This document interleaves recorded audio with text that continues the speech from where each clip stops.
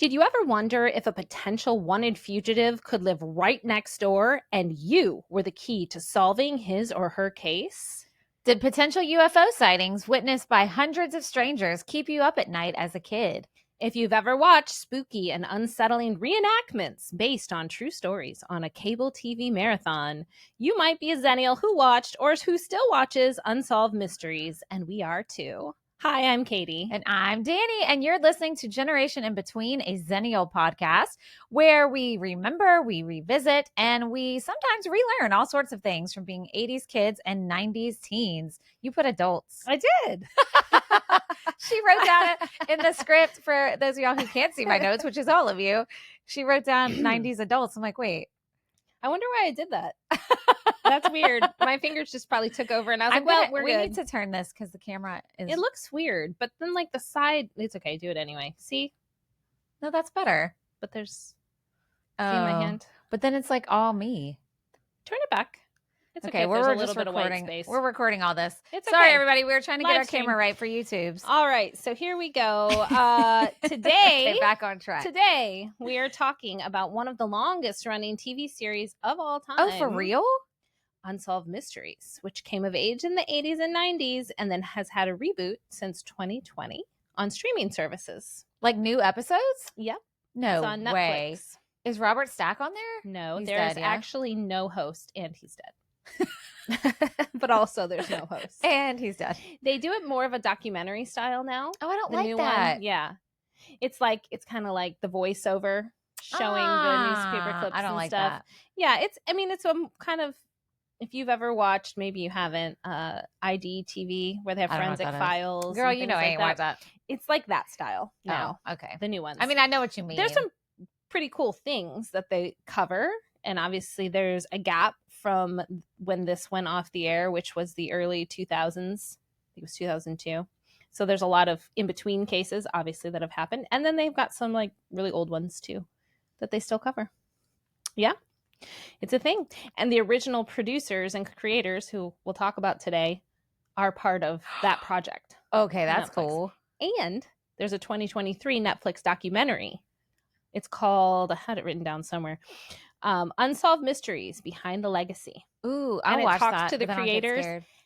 It's cool because it's not really about the mysteries. It's about the program itself. Yeah. So the documentary is more like, and we'll talk about some of this today too, but how many like fugitives have been caught, how many families have been reunited. I don't know if you remember, but there was a segment on the original at the end that was like Lost Loves. Oh, Lost Loves. Do you remember that one? Yes.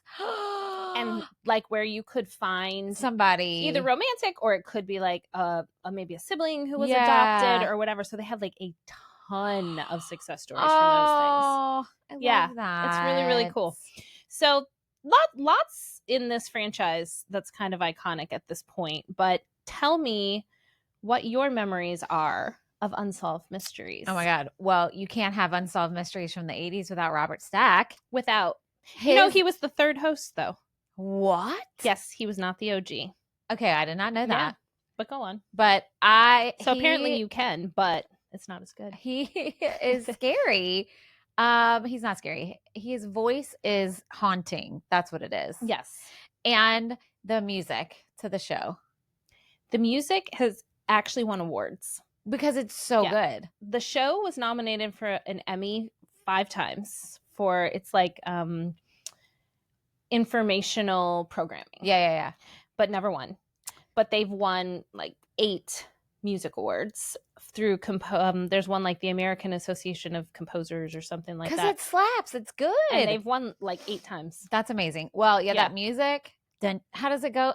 And I can't. How does it start? The start music. We'll pull it up in a minute. Yeah. But I remember if it was like, you know how sometimes they would run reruns like on weird channels at late at night. Yes. I can remember being like an older kid, maybe teen, and it would come on. And I would have to hurry. Like I'd hear the music and instantly turn it off because I'd be like, no, I can't. I did watch it. I mean, we watched that show. Were you allowed to watch it in your house? No. The first time I really watched it was in college.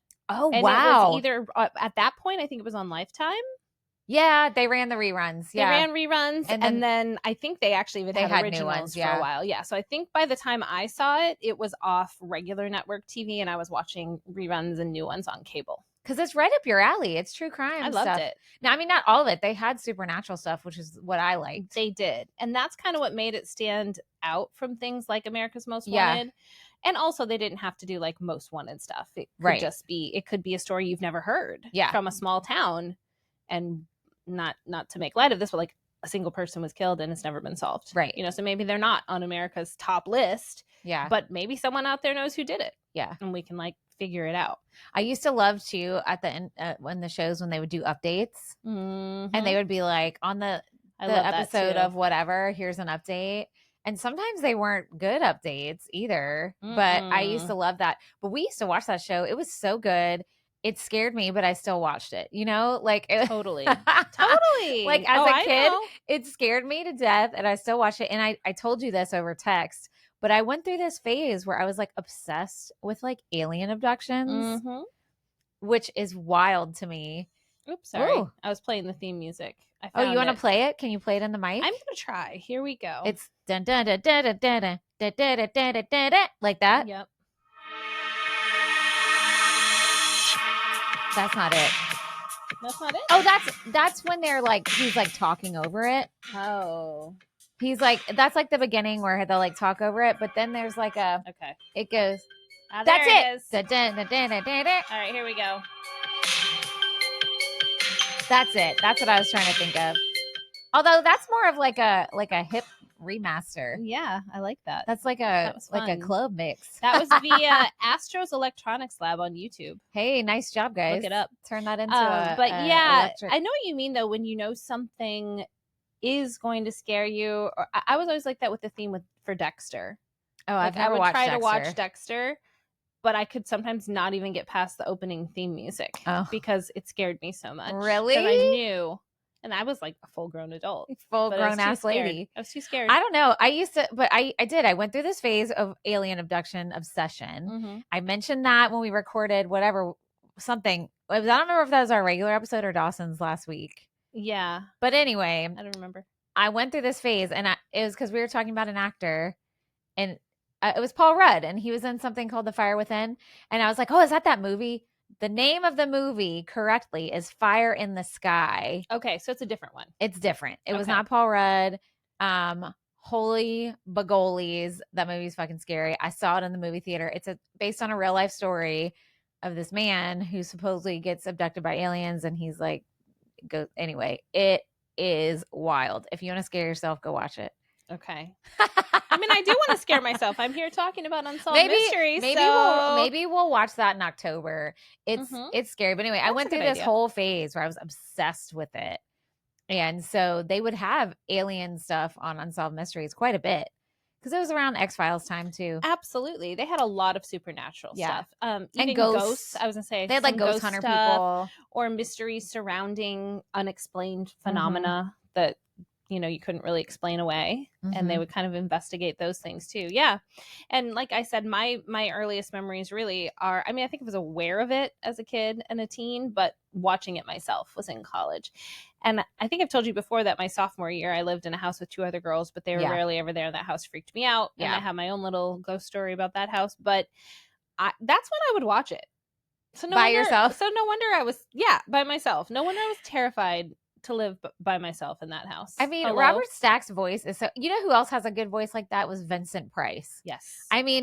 Listen, if you are a iconic actor, but your voice is like that, you are gonna you're gonna kill it with all the jobs. I don't know where I was going with that. I know you kind of stopped. I was like, what? I was searching for a word, and then it just flatlined. I don't know, guys. Today, Katie and I are late today. We're I don't know. We got a lot going on. We are an unsolved mystery. We are. We have kids about to graduate, other kids trying to finish all the things, all the concerts, all the recitals, the award ceremonies. I actually went to Universal yesterday with a daughter of mine, which was super fun, but it's like a whole day just in a vacuum of time. Well, it's just like a day gone. And then I teach True. all day today. So I was telling Danny, I was like, I have so many emails and I have no idea time. when I'm going to be able to answer everyone. Because particularly for my business, I want to be able to answer effectively, thoughtfully, yeah, and be like, you asked me You a don't wanna just question zoom. about time or cost or whatever. I want to make sure I'm giving you the right information. And, you know, for us Xennials or elder millennials, that usually means sitting in front of a computer to look at all the things instead of just trying to find it on my phone. Yeah. So I've got a list of those. So this will be coming out way after today. But if you're on my list, don't worry. I have a very fail-proof system now Called Read Her Emails. Well, also, this is a terrible system, but it's working. No. It's working for me, and I think if it works for you, you should do it. Okay. I'm ready. I'm going to die on this hill. When I do open an email from my phone or look at a text and it requires action from me, I take a screenshot. Oh, I do that all the time. Well, remember that day I took all those pictures of you? You guys, wait. Okay, screenshots is one thing because I do that all the time. I do that with text messages. I do that with notifications. And then when I do sit down, I can look at them and be like, oh, right. I need to do this. Here I go. Oh, right. I can do this. Here I go. But can we please tell them the other things you do? So there was if you are in my presence when I think of something, and I can't do it right then, I will have you take a picture doing the motion. So for example, I don't even know what it was that I needed. It was something costume related. And I was like, oh, I got to get that thing. Here, Danny, hold this cowboy hat. No, yeah. You're like, put this cowboy hat on. Of course, I'm like, sure. Like, I was like, whatever. But then she's like, okay, now pretend you're sleeping. And I'm like, what? Because we needed to get a hotel reservation for Gaga. Yeah. Well, not in the cowboy hat. Those were two different things. Although that would match. That would have been fine. But she was like, pretend you're sleeping. I'm like on the floor? You're like, no, just put your hands by your face. So later I was like, yep, time to book a hotel room. And not just hotel room for Gaga because I'm going with Danny. And then like the cowboy hat, I was like, could I have just taken a picture of the cowboy hat? Probably. But you were standing there. Yeah. I had you'll love this one. We have our trivia boxes in this podcast room for 80s and 90s. I have a voice student. She's an adult. She's wonderful. And she kept asking me for a save the date printout for our recital. She had people she wanted to invite. So I saw her a few weeks ago and she's like, do you have a save a date? I was like, oh my gosh. I was like, quick, pick up that 80s box. So she picks up the trivia and holds it. And I took her picture because it reminded me to do a save the date. That doesn't make sense. Because it's the 80s. Oh. It's a dated whatever box. You got to do. Listen, you know what? Everybody has their tactics. I am a list person. Like, I write 800 lists. I mean, you've seen mine too. I know. And I do screenshots as well all the time. And my kids know, like, if they'll tell, yours are probably the same way. If they tell me something and I'm like, if you don't see me write it down or you don't write it down, it will leave my brain. Yep. And it happens all the time. And I'm like, did you write it down? And I'm like, I have Post-its. Like, Post-its are my besties because I write notes on Post-its and stick them on like my calendar, on the microwave. Like, smart. And I'm also a visual person, so I get it. Anyway, we're talking about Unsolved Mysteries. We are. But if I say, stand here and hold this prop, I promise. She's not doing anything weird with it. It's for her mental cues. And you can also say no. It's okay. I understand. Katie, I'm not going to pretend to sleep standing up. Although I'm the game. I'm like, sure. All right. Here. You're like on the floor. I'm like, I don't think that's necessary. Just whatever sleep means to you. Oh, elusive sleep, because here's the segue. We watched too much Unsolved Mysteries. It's not a good Not segue. Recently. Here we go. All right. So let's talk a little bit about how the show came to be. Oh, yeah. All right. So this TV series began in 1985 as a series of specials. Oh, so like TV specials. Right. So it wasn't like a full show that was on every week. So let's tell the young kids out there what TV specials were. TV specials were kind of just what it sounds like, a special event. Yeah, it's like a special event. Like sometimes it would be on one time. Right. Like a Christmas special or Thanksgiving special. Could be an after school special, which was more like a movie, TV movie. But it could also, I don't know, it could be a mini series, which is a little bit different than what this was, which is like a set number, 3 or 4 or 5 that covered maybe a book or like they'd be like 3 episode special event or like yeah. So these didn't come in like certain amounts. I think they were kind of sporadic at first. Okay. And they focused on missing people, mostly. And then they evolved into a weekly series later that covered unsolved cases, crimes, disappearances, paranormal events. Yeah. And this was the co-creation of Terry Dunn Muir and John Cosgrove. Terry's a woman, and then John. So man-woman team. And they have been there since the start, and they're behind the new series. And they were both on the documentary that came out in 2023. So they've been there since 85. So they must be they were pretty young then when they started? Yeah, I think so. Okay, and cool. and I'll tell you kind of how they kind of came to be. Let me see. I have it in my notes somewhere, but I'll get to it. But essentially, they had worked together to produce a different special just on basically handguns in America. It was more of like a documentary type thing, which makes me kind of think that might have been more of a film school thing or something. Okay. And they loved working together. And in the process, they uncovered all these crazy cases. Yeah. Were they just romantical? In general. No. Okay. It doesn't, nothing I found I was said just that. Curious. Yeah, I think not that you have purely... to be romantical to work with somebody. No, I don't think they were. Okay. It doesn't seem that way. Okay, but before Robert Stack was a host, Raymond Burr was a host. Oh God, Raymond I thought Burr. Aaron Burr. Back from the dead. I was like, what a crappy name. Why would you name your kid Raymond Burr? Raymond Burr, someone named Carl Malden, and then Robert Stack. So two unknown peeps. Pretty much. Raymond Burr was in a few things. I don't have Aaron it on Burr. here, though. Aaron Burr, he was in a duel, the 10 Duel Commandments. He's in that song. Anyway, so right away, the show was really popular for its interactive format, encouraging viewers to offer tips that led to solving many cases. Yeah, because they had a hotline. They had a hotline, and it was live staffed. Live staffed meaning... Yeah, because remember they would show the headquarters? Mm-hmm. And so obviously they would produce the episodes ahead of time. The episodes weren't live, but when they were airing, their hotline extra staffed. You could call anytime. But as the shows were playing, they were just flooded, usually, with all sorts of calls and tips and things. And of course, probably people calling that had nothing to do with anything, either hoaxes or just kids being dummies. Should cover this thing. But yeah.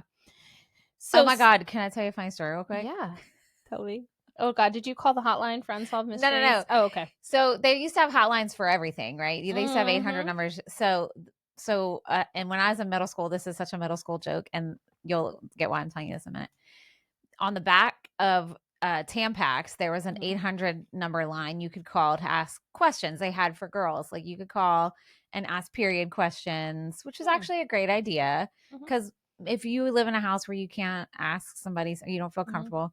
But you could also call and get free samples delivered if they had like an automated. I remember that. Yeah. So you know what we would do? We would call and have them sent to boys' houses, samples of tampons. Swear to God. That's so funny. That's so stupid. Did you ever hear from anyone who was confused by it? No, because they're not going to tell anybody right. Hey guys, I got tampons in the mail. You how dumb is that? What a waste of time and resources. I know, right? For something that they were trying to do. Right. Well, also on the other side of that, they were probably doing fine making money. So well, anyway, so anyway, when you said hotline, I'm like, oh yeah, I remember calling the Tampax hotline. Hotline Tampax. Tampon pranks. Oh God, that does not sound like what you did. I know, but yes, tampon pranks. Oh my God. Okay, keep going. Here we go. So I just found a few sort of common social commentary things on this. And basically in the mid 1980s, which we were alive, but we were young. So just to kind of remind everyone listening, including our younger listeners, primetime television didn't have reality programming. No. Geraldo Rivera did have a few specials here and there. Oh God, yeah. But it wasn't very common. And part of the reason for this is because back in 1955, there was a CBS series called Wanted that aired. 1955. Okay. So think of Unsolved Mysteries / America's Most Wanted, all those things. And it featured real victims and law enforcement officials urging viewers to help them capture fugitives. But it was not popular. Nobody liked it. People complained about it. People wanted to be entertained. They didn't want this nonsense up on their TV. They just wanted their Dick Van Dyke show. They did. And so for like 30 years, there was nothing else like that. Whoa, wild. Yeah, and there were less options, obviously, for networks. Sure. It's not like now where you can try a show on Spike Oh, TV and yeah. see how it does or I whatever. mean, there's what, like 3 networks when they started? Yeah. If that. And in the 50s especially. That's so what I mean. So if you're taking a primetime slot for something, it better be doing well. Right. You have to appeal to the masses. There's no Absolutely. niche programming. Absolutely. And yeah, and people called to complain and basically say it was emotionally taxing and things like that. I mean, I hear that, guys. Right? That's how I feel about They're true not crime. wrong. I'll watch some ghost shit, but I'm not watching true crime. Oh, here's some ghost shit and some alien shit. Well, even alien stuff scares you. Well, I don't know if I really believe in them much anymore, so it doesn't scare me as much as it used to. Okay. I think I have a whole giant theory on all of that. Mm-hmm. Tell you later. Tell me later. Okay, so this is the part about where the two producers met. They had actually, so this was not film school. They had actually, for HBO, produced a 1983 special called 5 American Guns, and they had used reenactments to portray the far-reaching consequences of handgun ownership and irresponsible handgun ownership. Well, seems like our country's learned a lot since then, haven't we? 83, here we go. So that kind of format where you're reenacting things without not the real people, but actors and that sort of thing kind of got its... Because they did that in Unsolved Mysteries, for those of you who've never seen an episode. Yep. So in 85 is when they started doing the specials for Unsolved Mysteries. And then in 88, the fall of 88 was when a full season was ordered by NBC. Mm-hmm. Okay, I was going to say, what network was it It was on? NBC. That's where it started. NBC. And so the producers themselves say, like, the first reenactments on the show were pretty rough. Oh, yeah. I would say for a while they were. And they actually, and this went the whole time they've run the show. I don't think they really do it now with the 2020 reboot. But they tried to use real people whenever they could. What you mean? Like, I mean, the victims. Aren't they? Oh, you mean like the law enforcement? Use the people that it was about. Mm-hmm. I mean, obviously they were using real people. Reenactments, but obviously, like, if someone assaulted you, do you really want to be in a reenactment? So it didn't always work out that way. And of course, they would also try to interview them. They really wanted to get their voices and faces, but a lot of times in the reenactment, they'd use the real law enforcement officers and things like that. So sometimes that worked out, sometimes it didn't, but those reenactments really became a trademark of the show. And at that point, once people really started to get into it, is when they could hire more actors to kind of, so some of those early ones, because they're not actors, are a little rough. Yeah. I looked up a couple. I looked up as far back as I could get, and there was one from 89, and it was just a little reenactment clip. It was like an assault in a parking lot, and it was pretty bad. But also, like, the quality of what we watch now compared to them. So I don't know if it was the show or just like it just looks like it by today's standards. So almost every episode, the format was and still is, except for this lost love part, they would highlight one eerie or unexplained thing and one story of lost love. Every episode. I didn't realize the lost love thing was in every episode. Yeah. Maybe because I would like turn it off and be like, bleh. You were like, I don't care. It's not aliens. Love, who cares? Okay, so here's a little more on the hosting and Raymond Burr. So when it first premiered as those specials, it was Raymond Burr. So Burr is best known as being Perry Mason. So the guy who played Perry Mason. Oh, and look at us, like, all these no names, blah, blah, blah. No names. And people out there that know actors, which is a lot of people that listen to this show. They're probably like, what? Or at least Perry Mason, yeah. They're going to be like, bitches, he's Raymond famous. Burr's like crazy famous. Well, now I got to look up his picture because the young people wouldn't probably know who that is. But they might if they're into, look, I almost typed Aaron Burr, everybody. See? Oh, yeah, I recognize his face now. I'll check him out. Yeah, he's good looking. Is he? Yeah. Oh. He is? He's tall. I don't know. That's it. I mean, we got different flavors over here. He is.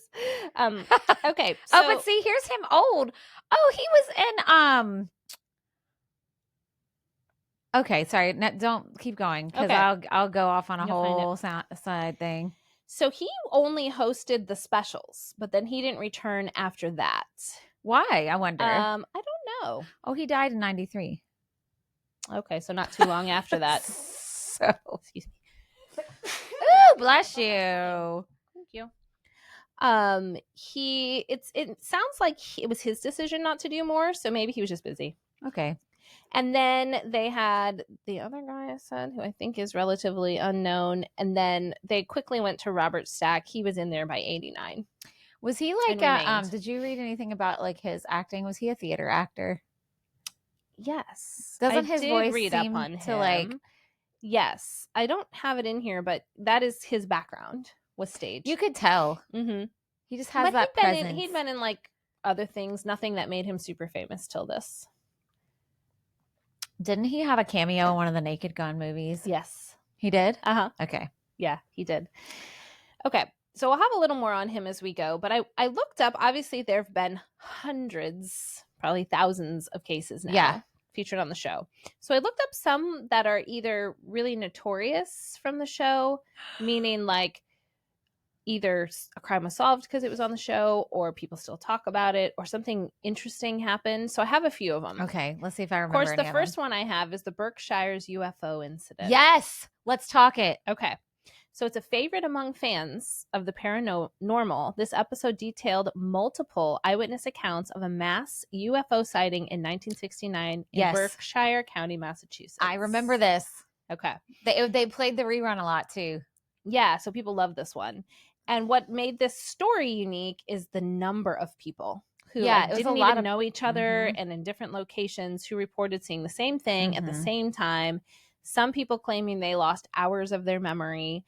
And it's still one of the most compelling alien abduction stories. And then like one of the most popular episodes they've ever had. So here's my thing with UFOs. As I'm going to say it like that, because a UFO doesn't necessarily mean it's from some alien in outer space. It's just an unidentified flying object. Right. Those of you who have listened for a while, you know my husband was a pilot in the Air Force. Mm-hmm. And he flew a plane that looks very weird. I guess I can say he's not active duty anymore. He flew the B-2, and it looks weird in the sky. And I imagine that when they were testing that plane before it was public knowledge that they were making that plane, people probably thought, I mean, it was a UFO sighting. So that was one of the reasons why I started to not think aliens were real anymore, is because there's a lot of explanations you can have. And not even just with our country itself having, testing planes and all the things. But I remember that because the interesting thing with alien abductions too is sometimes the power of suggestion kind of works its way into people's brains. True. So you hear other people have these experiences and you start to convince yourself that you did too. Not that this happened to all the people. I'm not saying that always happens. I'm just saying sometimes it can. It can. But the interesting thing about that story is nobody knew each other. Yeah. They all saw it at the same time in different places and unrelated. And we're talking in 1969 too. So there's But then I think 1969, there was a lot happening with development in that time. And space stuff. And so more than likely, and the government's not going to explain it to you. No. They don't have to. They don't have to. Do you know what I did in high school? What? So there's a law, and I took a law studies class. There's a law, and I can't remember the name of it now, where if you request information from the government, they have to send it to you.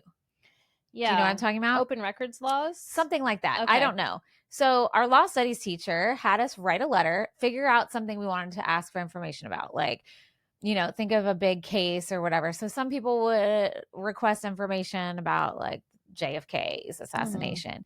So for those of y'all who have alien info out there, I sent a letter about the Roswell crash of whatever year. It was in the 50s, I think, 50s, 60s.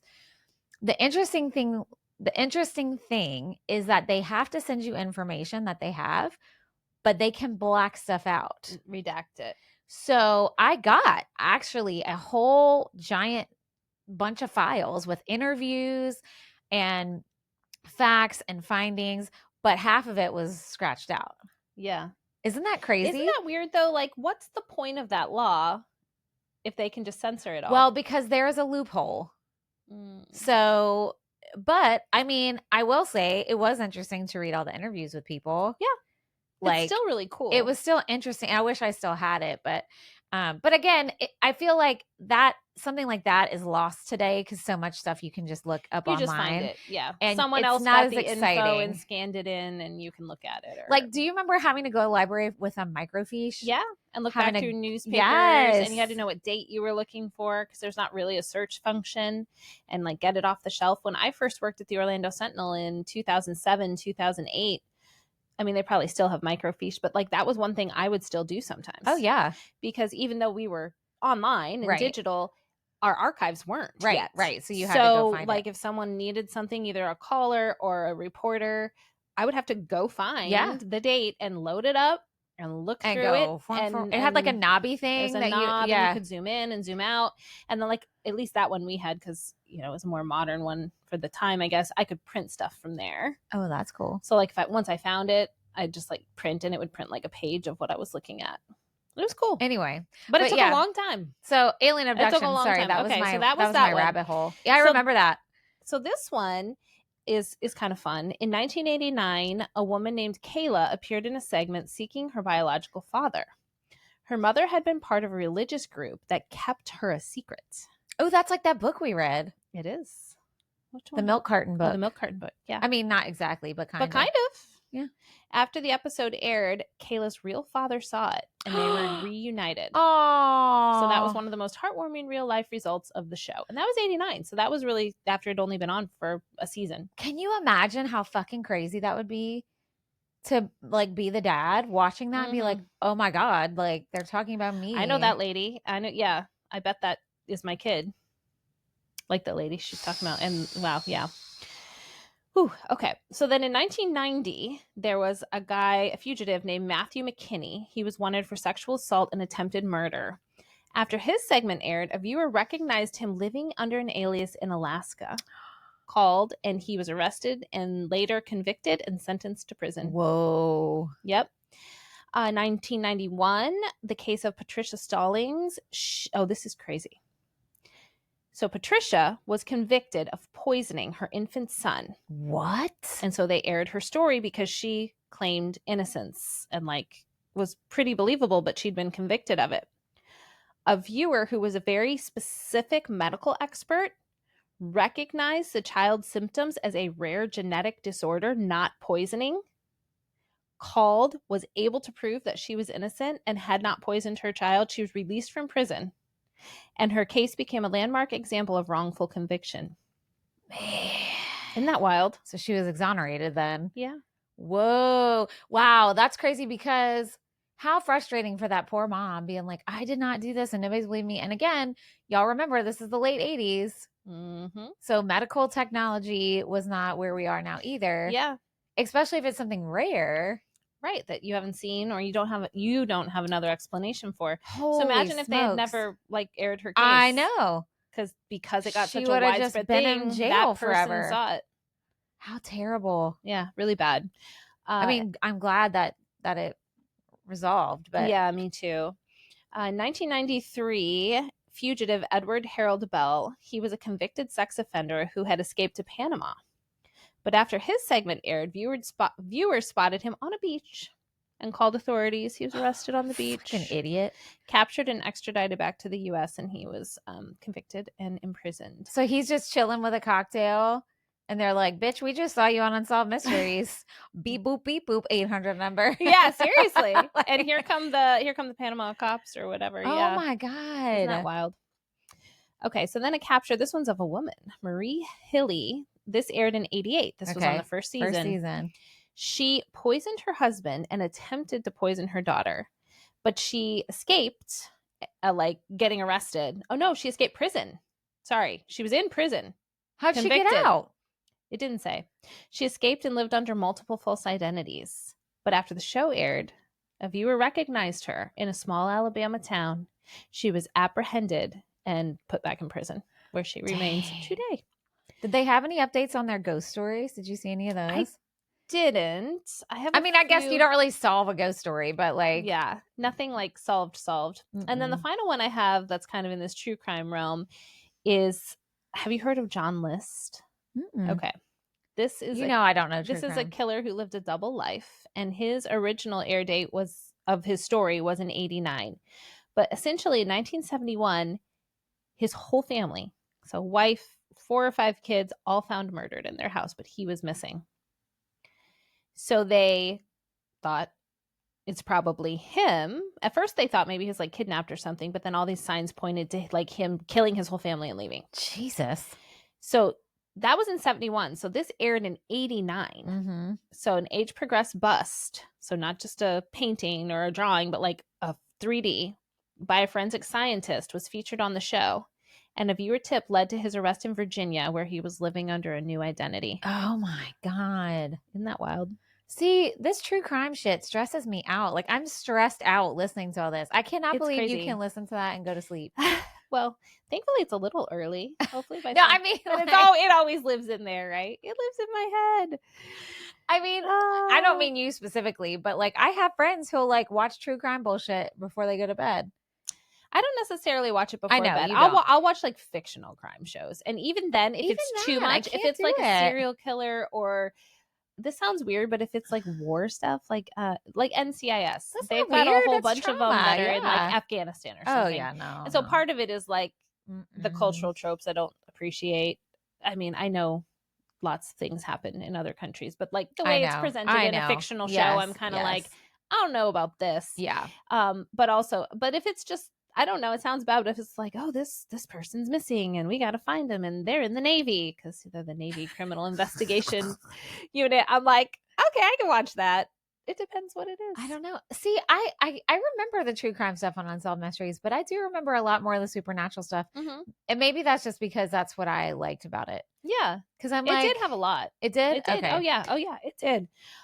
It's just kind of like you said, the only real you can't really update it. Yeah. Are things, right, are those. Okay, so here's some other just interesting facts about the show. Okay. So I don't know if you remember this because you mentioned Robert Stack's iconic voice. Yeah. But do you remember how he had the Golden Gate Bridge behind him? Yeah, okay, so that was one. But each time they had a show, he filmed a new intro there. Right, because that was always fresh. Talk about whatever he was talking, like the case was that week. Which, doesn't sound like that big a deal, but it was like, but that is extra work and time for and like just a couple minutes. Yep. There was a whole separate unit of like production team for the host shoot. And then they had a separate unit for the updates. Oh yeah, because those were at the end. Yeah. Because a minute that a story got solved, a team member would go and try to catch like what's going on or make phone calls or whatever, and then they would try to record it to get it on air like the next time. And so another thing they said is that some cases were solved before it even aired. So there's two parts to this. The first part is some of the like producers or the researchers on the show would be like, I'm gonna make a few phone calls, and they would fix it. They would solve it. Oh, they would. Oh, whoops. So like whether it was a crime, they would solve it while they were filming it. Yeah, that's what you're saying. They'd like follow the trail and be like, "Oh, that's crazy. Oh, I think I kind of know what happened, or let me look at the files." Most often, though, that would happen with lost love stuff. Oh, okay. They would be able to track down the person before it aired. Well, because they have the resources the normal person doesn't. Exactly. Yeah. And again, we're not talking that they would go on Facebook or whatever. They would have to like research. Yeah, because this is before internet. Right. But they could find like addresses and names and, things like you said that normal places wouldn't have. Again, when I worked at the newspaper, we had all that stuff as well. Right. But then in other cases would be solved the night of the broadcast. And sometimes it would air on the East Coast, and before it aired on the West Coast, it was solved. That's wild. Like the person was arrested, and they're like, or found, oops, or whatever. Just kidding, not unsolved anymore. So the producers called that clusters, like a clusterfuck. Yeah, and then they kind of joked. They'd say like somehow all like the good tips came from Cleveland, Ohio. Like everything happens in the Midwest. We tell y'all even that. Even if it wasn't in Ohio, like that would be where like the legit calls would come from. I thought that was funny. Okay, so this is so funny. So because they would find actors to look like the people, or at the time, the actors themselves would get something called a fugitive card, which was verified by Unsolved Mysteries. So they didn't get freaking arrested. That's great. Or if like someone would be like eyeing them funny, they'd be like, you did see me. I was on TV. I'm an actor. And it was like a whole thing. I could see that though, because people we're stupid. Like humans are stupid. Well, we are. It's like, oh, that looks like that guy. Correct. Like humans are dumb and we can't like separate. Yeah. We can't separate performers from real life. Right. It happens to us all the time. Yeah. I mean, not with this podcast. I'm talking about like because we're us on the podcast, right? But like when we're on stage, Yeah. because I'm always wigged and like yeah, whatever. It for instance, this last show I was in, I was had a British accent. We all did, everybody. Mhm. And afterwards, we were talking to a friend of one of our castmates, and they were like, they kept looking at us weird, and they were like, "I'm sorry, it's just very like disconcerting to hear you all speak in your American voices." Like, well, like the reverse of that is Hugh Laurie, who was Dr. right, House, who's British, and he's American. Uses an American accent on the show, and when you actually hear him talk, because again, it's really weird. We're stupid, and we can't separate. And he's just a great performer. Oh yeah, and you're a great performer. And well, I mean, it's just any time somebody put if you are good at what you do or you like what you do, right. Even if you're not good at it, if you like it, it's hard to separate. You can be terrible at it. Do you know what I mean? I totally agree. It's so hard to separate two things, like because again, humans are dumb and we don't know. Seriously. So that's hilarious. So why they call them fugitive cards though? I don't know. They're not fugitives. I guess it's to be like, I'm not a fugitive. But shouldn't it be a non-fugitive card? Probably, but they call them a fugitive card. It should be called a get out of jail free card. And they occasionally would give them to people who weren't the actors, but who just looked a lot like the people that weren't them. They would get calls and they're like, everyone's saying I'm that murderer, but like, Can you please give me a fugitive card? Like, here's all my proof that I'm not that person. So they would give them out to like civilians too, like regular people. Oh, that's great. Yeah. So because these reenactments did hire actors, I found a few famous people who have been in Unsolved Mystery reenactments. I can't wait. The first one, earning their first acting credit on stage for a reenactment scene in Unsolved Mysteries in 1992. Scott Foley. No, that would be so great, though. I wish. Who was it? Matthew McConaughey. He was in Unsolved Mysteries? Oh, that's him on the show. Come on, Precious. Here we go, YouTube. We'll put it on the socials. That was like Dazed and Confused days, right? 92, so it probably was after that, or maybe he was filming it at that time. It was because that came out, what, 94, 95? Somewhere around there. Yeah, because I used to watch it in high school all the time. So he, in the episode, the reenactment, he played a Texas man who was shot and killed after mowing the lawn. Yep. And by the way, the fugitive that they were talking about in his episode was identified by two viewers of the broadcast, and he was arrested. Oh, that's the Panama guy.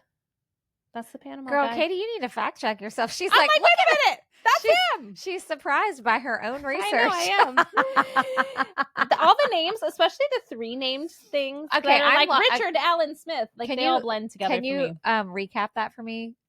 Yes. That's the Panama guy. So the guy just said he got shot. No. He shot someone. So Matthew McConaughey was the victim. Oh, okay. He was the victim. Okay. So he was playing the victim who got shot. Correct. And that episode that it was about is the guy that they found on a Panama beach. I thought you said he was a sex offender. Well, maybe he was both. I mean, okay. I think they said he was attempted murder. So I think the guy he shot in Texas must not have died. And that he was, attempted murder. Okay. That's what it was. So he attempted to murder Matthew McConaughey. So Matthew McConaughey was not a fugitive. He was a victim of a fugitive. Correct. Okay, got it. That's correct. Now I'm tracking. And the person his reenactment was about, was identified from being on the program. Okay. And arrested. All right. All right, here's another one. Cheryl Hines. Oh, Cheryl Hines from Curb Your Enthusiasm. Yep. RV, Suburgatory. And isn't she married to RFK Jr.? Oh, I don't know. Is she? Mm-hmm. Is she? Oh, I didn't know that. Poor Cheryl. Oh, you're right. She is. But she appeared in several reenactments in the 1990s. Interesting. Yeah. And then Daniel Day Kim, he was on Lost and Hawaii 5-0. Oh, yeah. He was on several reenactments in the 90s. And there's a rumored narration appearance by Scott Bakula, which he has never confirmed. It says he may have narrated a segment or appeared in the early reenactments, but it is not confirmed by the show or him. Isn't it? Oh, wouldn't that be easy to find out though? That's why it's mysterious. Well, I why? guess. That's a weird mystery. Because I don't think he said no either. He But just hasn't why? Like, confirmed that's it. dumb. Why would you just not say I know. fucking voiced over Unsolved I Mysteries? have no idea. Was he embarrassed?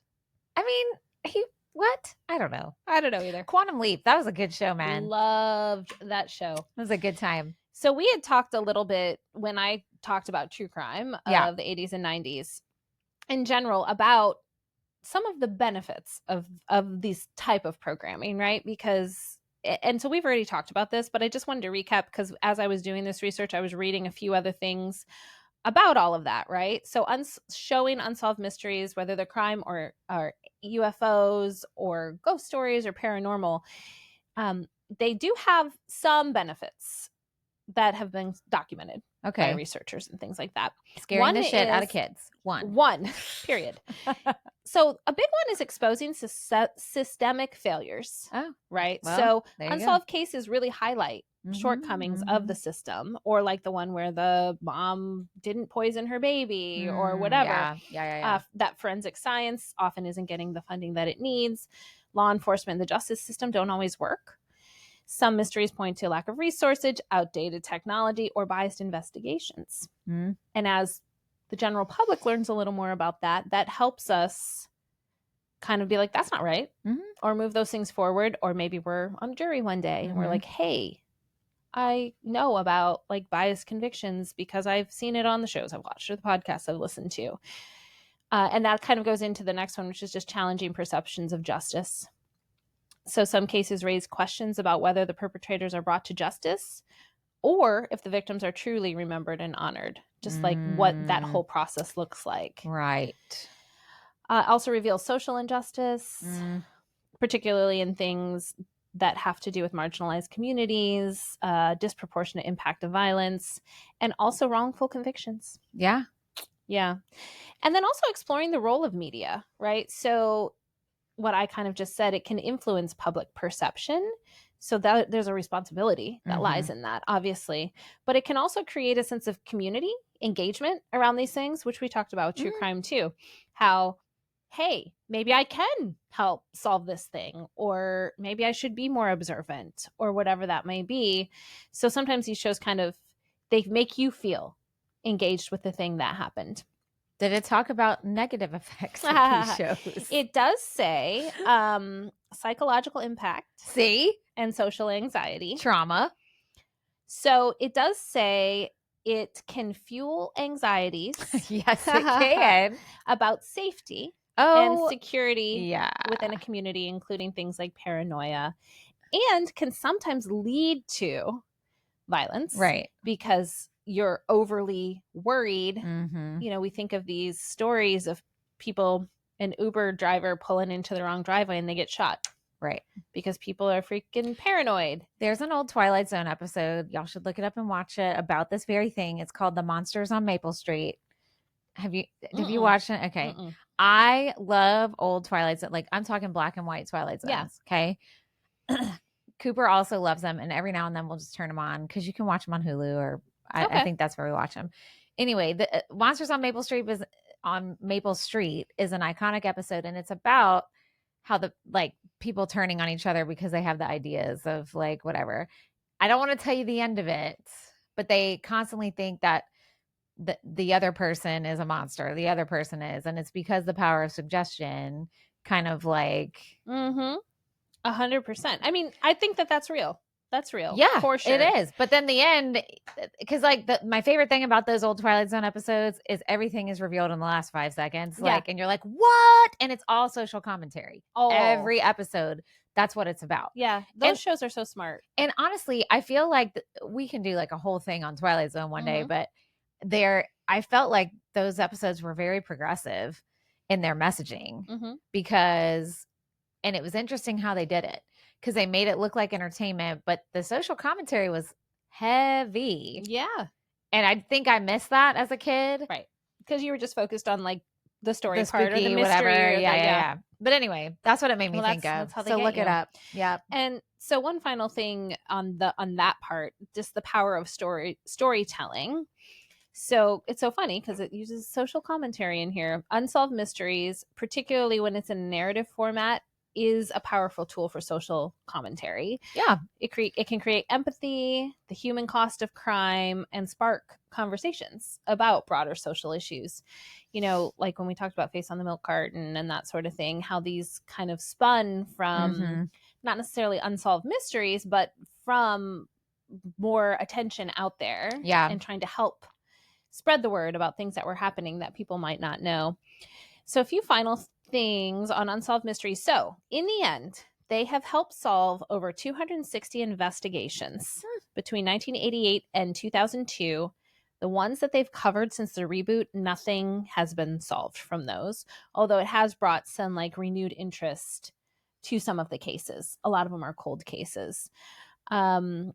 And then the tips have led to numerous convictions and several prisoners being exonerated, and over 100 families reunited with loved ones. Wow. Which is pretty cool. Here's my question, though, that I'm curious about, that we should probably look into. Because of the time period it was filmed in, I am curious, like you said, social commentary, how it can call to light inequities.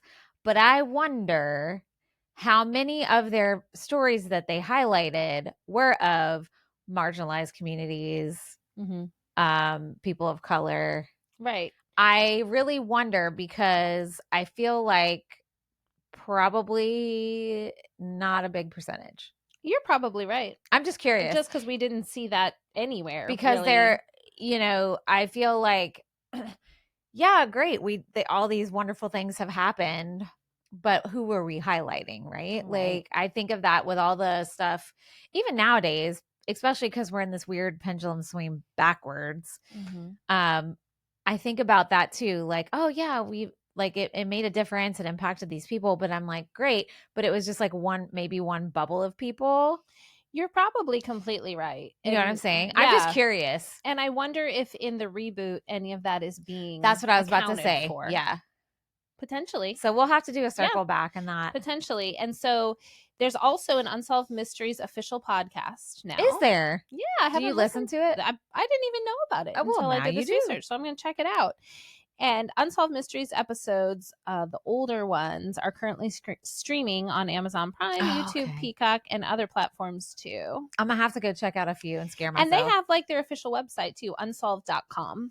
And .com/watch if you want to know where to watch it. But that's kind of it. Sorry I didn't have a lot on ghost stuff. No. We can loop back to that. No, I mean, look, hey, you did the research. Yeah. You got lots of good information. Good tidbits. I did. And I want to like watch some of the older ones. And I want to watch the documentary too. I was hoping I could watch it before today, but because we had so much to watch for Dawson's Creek, I didn't. But I did read several articles about it, interviews with the producers, and that was really interesting. Well, whenever we do watch the documentary, we'll circle back and talk about it. That sounds good. Yeah. Yeah, because maybe there'll be more on that. Because I want to watch it too. Yeah, so we'll come back and talk about it. All right, let's do trivia. Okay. Here we go. I'm going to hand you 80s, since it was 80s and 90s and Unsolved Mysteries. So we'll do both. Till 2002. I didn't realize it was on that long, to be real. Yeah. I thought it was just like late 80s, mid 90s. And now it's back. All right, guys. So those of you who are new here, we do trivia at the end of every episode. Well, when we remember. We have 80s trivia and a 90s trivia, and we just ask each other one of each. And here we go. Hold on. Let me make sure I'm doing it correctly. All right. You did it? Okay, you want to go first? Yep. This is a good one. I don't know if I would have known it, but you might. Okay. What was the first hit single from the heavy metal gender-bending glam band Twisted Sister? Oh, my sister had this record and he was eating raw meat on the front.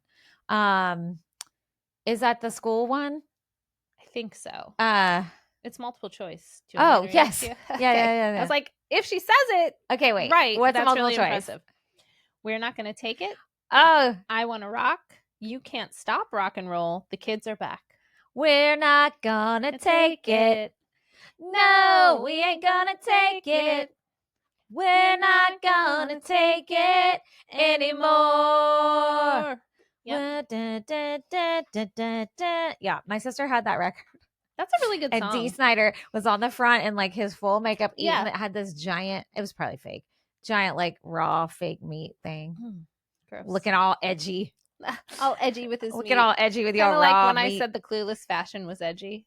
Oh yeah, I was like, I no. reheard that when I re-listened. Did you like, giggle? Oh. I giggled. I Yeah. said, what am I talking about? Oh God. Okay.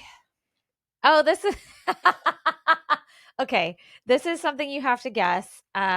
It's like taboo. I can't say a certain amount of words. Okay.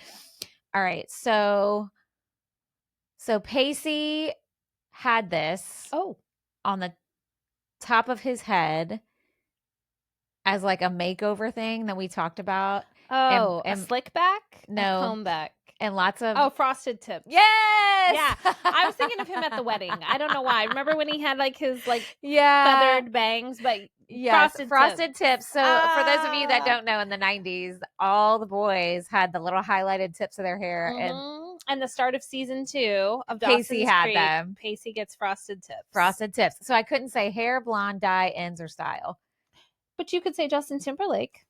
Oh shit! Yeah, I could have. But you got Pacey it. was better. We just talked about it. So and then you can say, "Hey, watch Dawson's Creek, everyone." I feel like that's gonna come back. I feel like that style is gonna come back.